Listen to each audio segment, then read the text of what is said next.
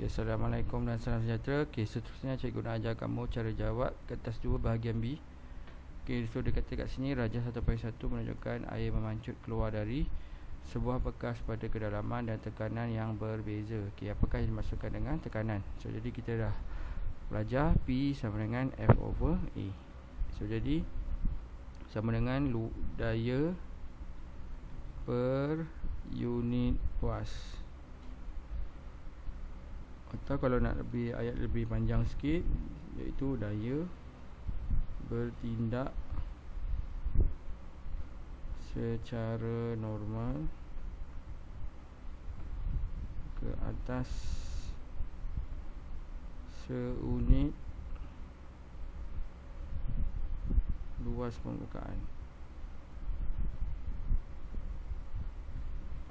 Kemudian soalan B,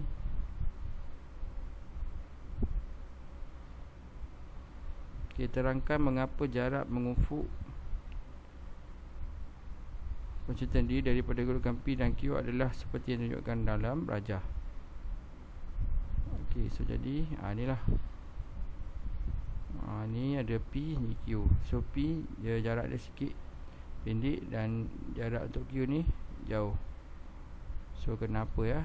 Yang pertama, kalau kamu tak sini markah dia adalah 4 markah.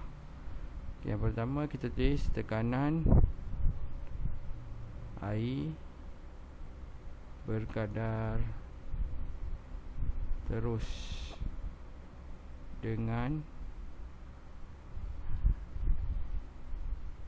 kedalaman air.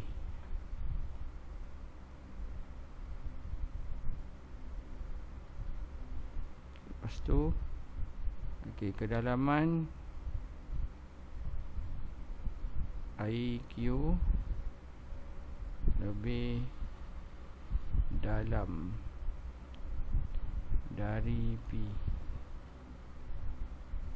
Kemudian kamu kata tekanan, so bila kedalaman Q lebih dalam, so jadi tekanan Q lebih tinggi lah.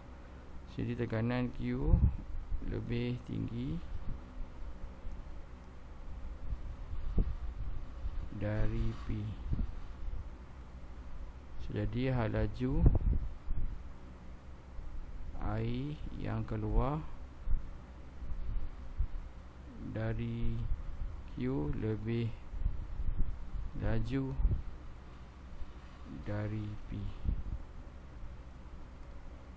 So itu jawapannya lah. Kemudian kita pergi ke soalan C.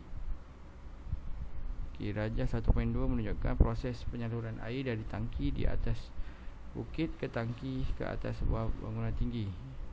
Hitungkan tekanan air DR. So jadi kita ke dalam ketinggian dia ni, tinggi ni sampai sini iaitu 35 campur 5 so 40 meter. Lepas tu dia nak sampai sini kan. So jadi jarak dia adalah yang ni. So jadi kita nak tahu yang ni, kedalaman, ketinggian ni. So jadi H tu adalah, so H ni adalah sama dengan 40 tolak dengan 20. Ni 20 ni lah, ni adalah 20. So dapat 20 meter. So P sama dengan rho GH. So ketepatan 1,000 kecepatan graviti 9.81. Ketinggian dia tadi sini lah 20 meter kan. So dapatlah 196,200 Pascal. Kemudian tekanan DS. So S kedalaman dia adalah 40 kan. So sama juga P sama dengan rho GH. So 1,000 darab 9.81 darabkan dengan 40. So kita dapat 392,400 Pascal. So itu untuk jawapan yang 2 lah. Lepas tu kita pergi ke soalan D. Jadual di bawah menunjukkan ciri-ciri bagi pempangan yang digunakan untuk memutarkan turbin untuk penyalin elektrik.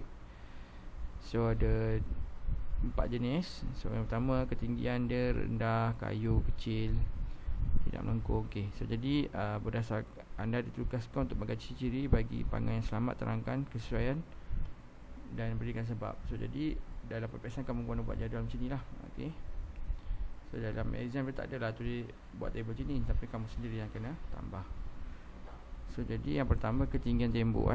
So kita tembok kita nak tinggi ke rendah. So tembok dia kita perlu tinggi. Tembok harus tinggi supaya dapat menambah kedalaman dan tekanan air. Okay, lepas tu bahan yang digunakan. Okay, kalau kayu kan patah lah pula, tak kuat. So kita guna bahagian konkrit. Okay, kenapa konkrit? So lebih kuat,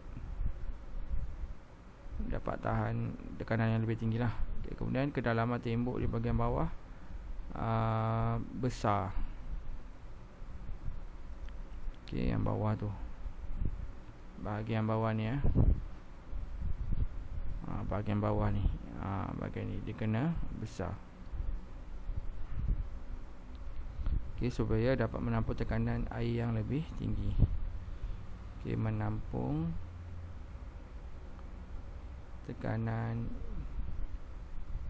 air yang tinggi. Okay, lepas tu bentuk pula bentuk tembok harus melengkung. Kenapa? Samalah, dapat menahan tekanan tinggi.